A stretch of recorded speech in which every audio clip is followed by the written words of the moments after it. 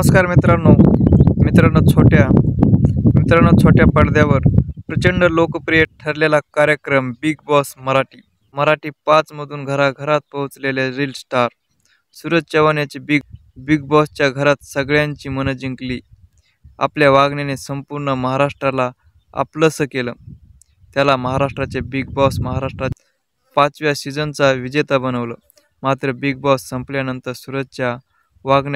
सूरजच्या वागण्यात खूप बदल दिसून आला असं कोकण हार्टर गर्ल अंकिता वालवकर हिचं म्हणणं आहे.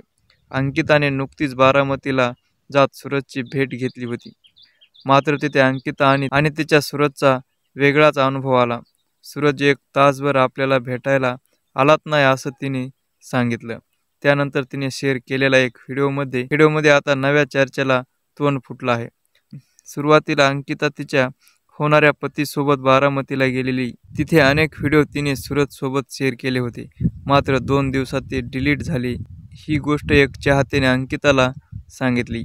त्यानंतर अंकिता थँक्यू, तुम्ही ही गोष्ट लक्षात आणून दिली.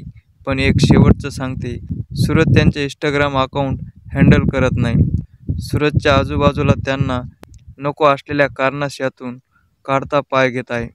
आता अंकिताने तिच्या यूट्यूब चॅनलवर एक व्हिडिओ शेअर केला आहे. यात ती म्हणाली, सूरज खूप भोळा आहे आणि त्याच्या आजूबाजूचे लोक या भोळेपणाचा फायदा घेत आहेत. तो गणपतीच्या मूर्तीच्या मातीसारखा आहे. त्याला जसा आकार द्याल तसा तो घडेल. तो स्वतःचं मत मांडत नाही.